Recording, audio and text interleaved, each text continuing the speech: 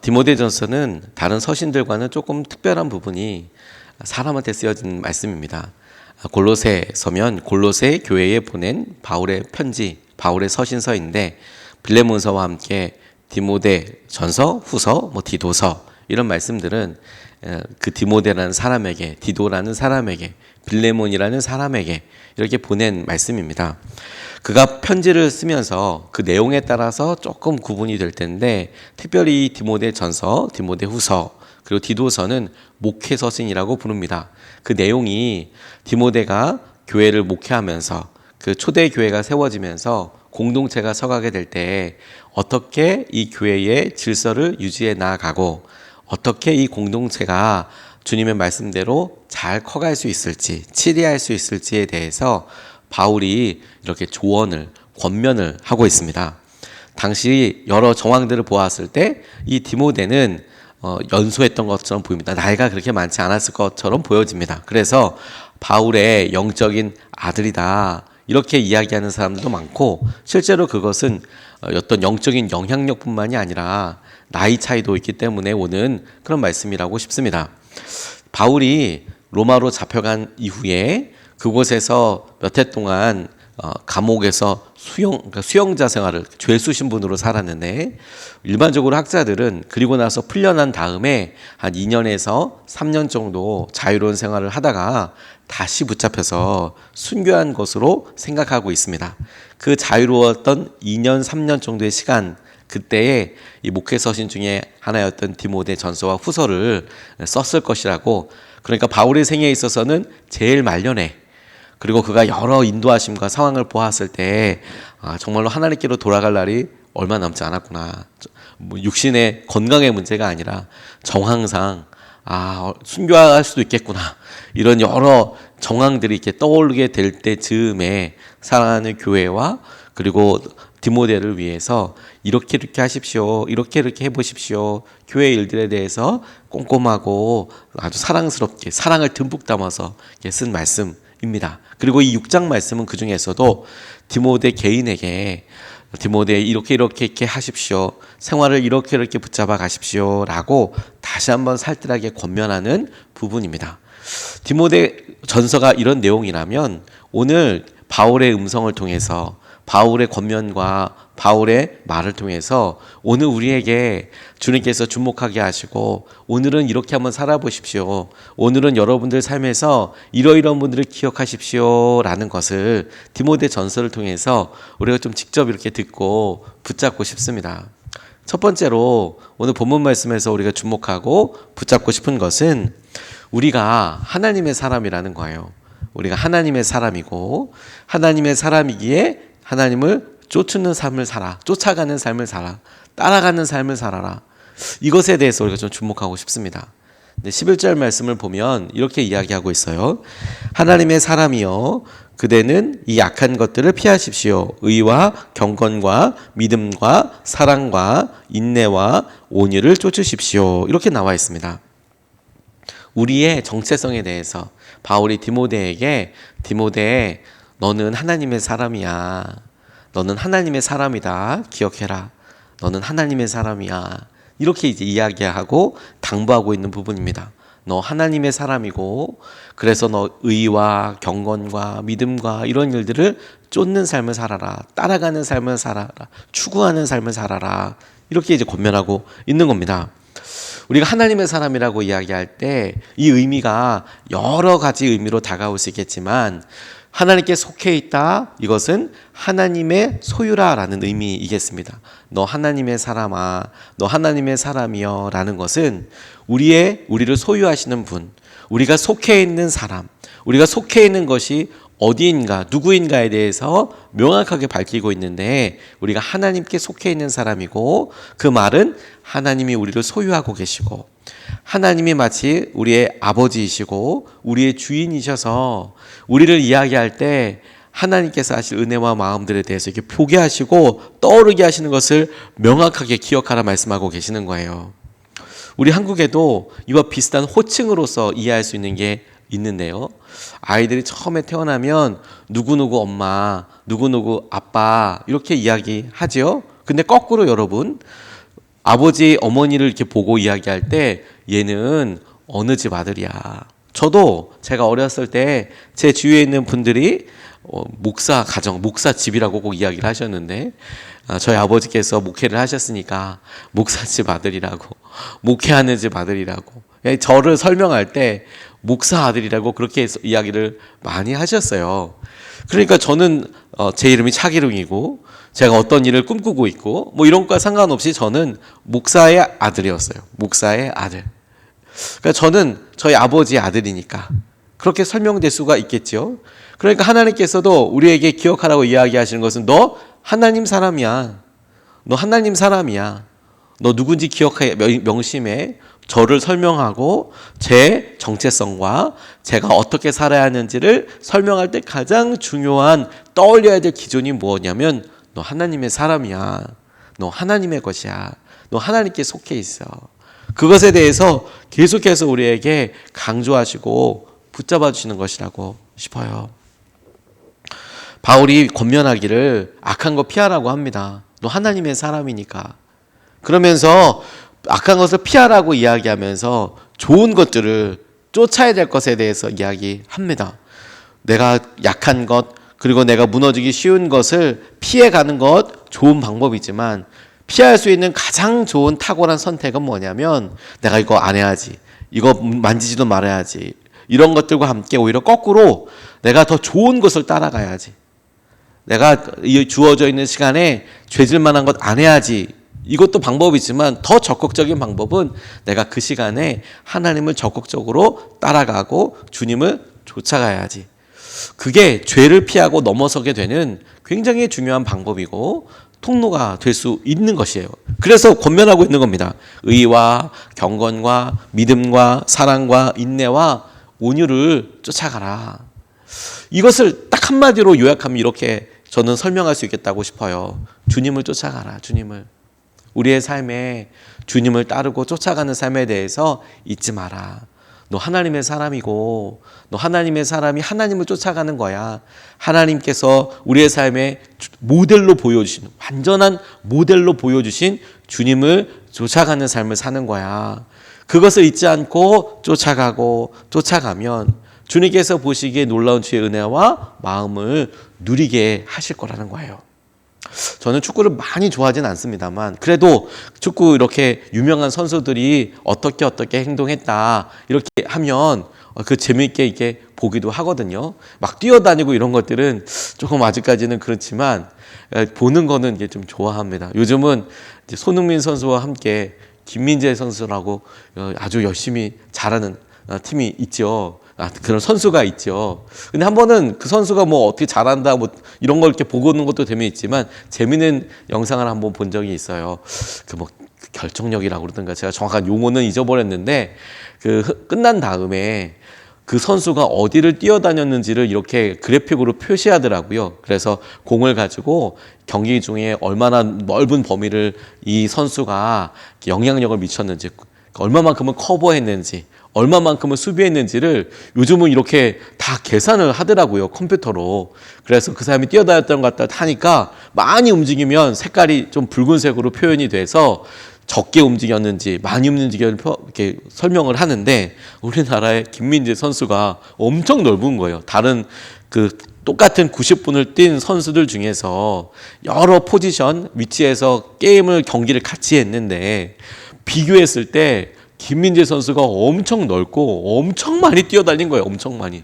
이게 보니까 그걸 다 표시해 보니까 시간당 뭐 골을 얼마나 했고 얼마나 패스를 했고 이렇게 하는데 그 경기에 슛 골인만 넣어서 게임에 어떤 기여를 하는 게 아니라 실제로 그걸 할 수 있게 해서 수비도 하고 뛰어다니고 공을 얼마나 잘 쫓아다니고 얼마나 많이 갖고 있었고 얼마나 많이 연결했는지가 중요한 영향력이더라고요. 우리 삶을 가만히 생각해 봤어요. 우리가 바쁘고 분주하게 살아갑니다. 근데 여러분 운동장을 아무리 많이 뛰어다니고 막 숨이 막 헉헉거리고 너무 힘들고 죽을 것 같이 막 숨이 막 헉헉헉 차더라도 여러분 공 있잖아요. 공과 관련해서 뛰어다니지 않으면 그러면 말짱 헛거죠. 아예 저 축구장 반대편에서 자기 혼자 100m를 달리게 하다 뭐 그러면 뭐 해요. 골이랑 같이 있어야지. 공이랑 같이 있어야 되잖아요. 경기에 분명한 기여를 해야 하는 거잖아요. 너 하나님의 사람이야. 너 이 경기에, 너 이 세상에 하나님께서 너를 사용하여 주시고 기회를 주시고 공을 넣어야 할 사람이야. 하나님의 나라와 하나님의 뜻을 위해서 선택받고 따라가야 될 사람이야. 그러니 너 공을 쫓아서 사는 거야. 그 말이라고 싶어요. 하나님께서 우리를 하나님의 놀라운 소유로 불러주시고 우리를 흔들리지 아니하는 정체성과 우리에게 하나님께서 주신 놀라운 은혜를 약속하여 주심과 동시에 목적을 명확하게, 목표를 명확하게 보여주고 계세요. 주님을 쫓아가 다니는 삶을 살아라. 그러면 주님께서 우리 가운데 의미 없는 시간이 아니라 열매가 있는 삶, 결과가 있는 삶, 무엇보다도 하나님께서 인정해 주시는 삶을, 후회 없는 삶을 살게 될 줄로 믿습니다. 오늘 하루 종일 주님을 쫓아다니는 겁니다. 두 번째로 주목하고 싶은 것은 믿음이 싸움이라는 사실입니다. 믿음이 싸움이라는 사실. 12절 말씀에 이렇게 증거하고 있습니다. 믿음의 선한 싸움을 싸우십시오. 영생을 얻으십시오. 하나님께서는 영생을 얻게 하시려고 그대를 부르셨고 또 그대는 많은 증인들 앞에서 훌륭하게 믿음을 고백하였습니다. 이렇게 바울이 디모데에 대해서 이야기하고 그를 인정하면서 그에게 권면하는 내용이 나옵니다. 우리는 믿음의 고백으로 구원을 받았습니다. 우리가 주 예수 그리스도를 믿는다, 믿겠다라고 고백하고 그리고 주님께서 우리에게 하신 약속을 우리가 믿음으로 주님의 놀라운 은혜를 덧입게 되었습니다. 구원의 시작은 주님의 부르심이에요. 가만히 생각해 보면 우리가 어떻게 주님을 믿게 되었나 가만히 생각해 보면 어떤 합리적이고 명확한 이유가 듬성듬성 빠져 있는 부분들이 있어요. 제 경우에도 목회자 자녀에서 자라고 그래서 쭉 그냥 그렇게 교회에서 자랐지만 결정적인 순간순간들마다 하나님께서 어떻게 그 순간에 그 어려울 때 나를 만나주셨나, 어떻게 내가 그런 생각을 하게 됐을까, 그런 일 앞에 조우하게 되었을까, 만나게 되었을까 생각해 보면 설명하는데 중요한 어떤 요소들이 듬성듬성 빠져 있어요. 아, 정말 주님의 은혜네. 이건 주님이 이게 찾아오신 거네. 마치 여러분 우리가 아내와 여러 중요한 이야기를 나누고 그리고 중요한 이야기를 나누어서 그걸 듣는데 마치 한 사람의 대화는 뚝 끊어놓고 제가 했던 말만 쭉 따라서 듣는다고 생각해 보십시오. 그러면 어떤 경우는 아 이런 말을 했겠구나라고 유추할 수 있는 부분들도 있지만 어떤 부분들은 제 아내의 말이 없으면 무슨 대화를 했는지 모를 만한 상황도 많지 않습니까? 우리 대화, 제가 집사람이랑 이렇게 뭐 교회 일이 아니라 뭐 우리 아이들 이야기도 있고 이야기를 했는데 한쪽의 대화만 딱 알고 다른 사람의 대화를 모른다면 그 대화를 보고도 유추할 수 있는 영역들이 있긴 있죠. 아, 무슨 얘기를 했구나. 뭐 이렇게 얘기를 하는데 결정적인 어떤 중요한 얘기들은 도저히 상상할 수 없는 것들이 많죠. 구원이 딱 그래요. 우리가 우리 스스로가 어떻게 찾았는지에 대해서 기억나보고 우리가 했던 말에 대해서 이렇게 써볼 수 있어요. 그런데 결정적으로 어떻게 무슨 대화를 했느냐, 어떻게 구원이 이루어졌느냐라고 보면 하나님께서 우리에게 하신 말씀을 빼고는 설명이 안 될 뿐만 아니라 그 시작 자체가 하나님이 아니면 설명이 안 돼요. 그래서 그 하나님께서 우리를 찾아오셨고 우리가 그분을 믿게 되었다라는 것을 보면 가장 중요한 요소, 가장 중요한 시작은 부르심이었고 주님이 찾아오신 거고 선택해 주신 거고 주님 앞에 우리가 마주하게 된 것이죠. 이 아무리 생각해도 우리가 주님을 믿게 된 게 주님의 은혜인 것 같아요. 그리고 주님의 인도하심이라고 고백할 수밖에 없습니다. 그런데 이 영생에 이르게 하는 구원은 쉽게 얻게 되거나 그냥 쉽게 누려지게 되는 것만은 아닙니다. 우리가 우리를 찾아오신 주님께서 우리를 찾아오시고 부르셨기 때문에 우리가 느끼기에는 우리가 이게 무슨 뭐 공로가 있나? 우리가 뭐 한 일이 있나? 아, 너무 쉽게 이루어진 거라고 생각하기 쉽습니다. 주님께서 강권적으로 이루셨기 때문에 그렇게 느껴질 수 있는 부분들이 있습니다. 그런데 여러분, 그것이 우리에게 쉽게 온 것처럼 느껴지는 부분이 있다 하더라도 그것이 결코 쉬운 것은 아닙니다. 그것이 유지되기 위해서 가만히만 있어도 되는 것은 아니라는 이야기예요. 뭐 율법적으로 더 뭘 해야 한다, 구원을 받기 위해서 뭘 해야만 한다는 것이 아니라 우리에게 중요한 여러 상황들과 여건들을 보게 하시고 또 다른 삶의 중요한 것을 도전하게 하시는 것이죠. 믿음의 싸움을 싸워라라고 이야기하는 것은 그 믿음을 우리가 갖게 되는 데 있어서는 그것이 구원이라고 연결되어 있는 이 믿음이 하나님이 우리를 불러주셨고 그것을 통해서 우리가 놀랍게 누리게 되었지만 그 믿음은 처음 태생부터가 처음 본질 자체가 이 악한 세상에서 하나님을 믿는다는 행위 자체가 가만히 있을 수 없는 거예요. 마치 여러분 오리와 백조가 물을 잘 그냥 동동동동 이렇게 떠다니는 것 같지만 실제로 그 밑에서는 전투와도 같이 발이 계속 움직이는 것처럼 우리가 혹은 백조가 나와서 끊임없이 자기의 털을 이렇게 손질하는 것처럼 믿음은 그것이 그대로 유지되고 평안히 가는 것 같지만 실제로 마음속에서는 전쟁이 일어나고 분투가 일어나는 거예요. 싸움이 일어나는 거예요. 계속. 우리를 유혹하는 것들과 싸우고 우리의 연약함들과 싸우게 되고 무엇보다도 죄와 하나님께서 죄라고 이야기하신 것과 싸우고 끊임없이 그렇게 싸워서 우리를 스스로를 쳐서 복종시키고 우리를 무너뜨려가는 악한 것들 사단과 마주하고 직면해서 믿음으로 말씀으로 이겨내는 과정을 믿음이라고 이야기하는 거예요. 그냥 어느 순간에 무슨 알약 먹듯이 믿음 먹으면 그 알약 먹은 게 우리의 몸에 하나가 되어서 나 믿음 가졌어 이게 아니고 실제로 믿음이라는 것은 우리가 어떤 행동들을 하고 있는가 무엇으로 살고 있는가를 말하는 것이고 그 핵심이 믿음의 수고 믿음의 정쟁처럼 보이는 일에 우리가 주목해야 한다는 거예요. 전쟁이니까 여러분 승리하는 것은 당연하겠지만 무너질 때도 있겠네요. 그래서 주님께서 약속해 주시는 거예요. 영원한 영생에 대해서 이야기하시면서 하나님께서 우리와 함께 해주시마라고 말씀하시는 것은 하나님이 함께 해주시는 사람에게 믿음의 실패 없다고 믿음의 패배가 없다고 함께 해주시니까 이길 수밖에 없는 상황을 이야기해 주시고 우리에게 그 하나님을 붙잡도록 이끌어 주시고 인도해 주시는 것이죠. 믿음은 기본적으로 싸움이에요. 우리나라에 최고 싸움꾼으로 유명했던 역사적인 분이 계세요. 이성순이라는 분입니다. 근데 이분은 본명은 별로 유명하지 않아요. 이성순 누구야? 이렇게 생각하기 쉬울 만큼이지만 이분은 이분의 별명이 더 유명한 사람입니다. 시라손이라고 불리던 분이에요.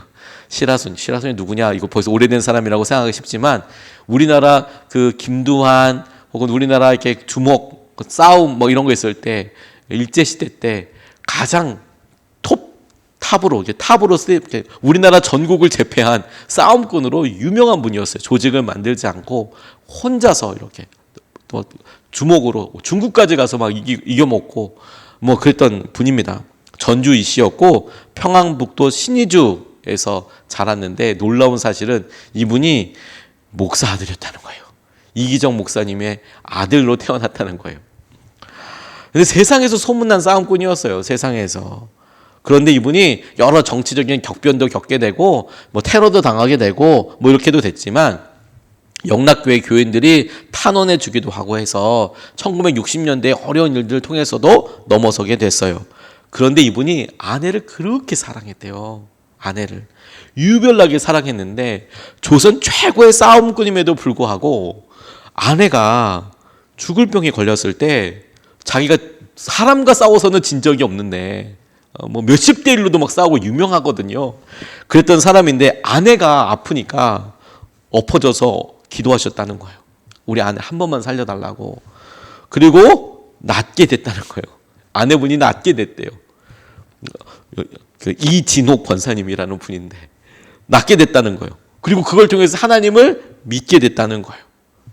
그리고 그의 아들이 이성순 집사님의 아들이 아버지의 신앙에 감동하여서 목사가 됐다는 거예요. 그런데 이분이 실제로 다른 사람들과 싸우고 싸워서 이기고 사람들이 기억할 만한 엄청난 일이 많고 이런 것보다도 더 놀라운 것은 뭐냐면 아내가 아팠을 때 그 아내를 위해서 기도하고 아내를 붙잡고 하나님께서 하신 말씀 앞에 나아가고 간절히 메어달리는 것을 보면 그가 싸웠던 다른 어떤 싸움들보다도 더 간절하고 더 오래 더 깊이 지속되는 싸움이었다라는 것에 주목해 볼 필요가 있어요. 싸움꾼도 믿음은 전혀 다른 차원의 싸움이더라고요.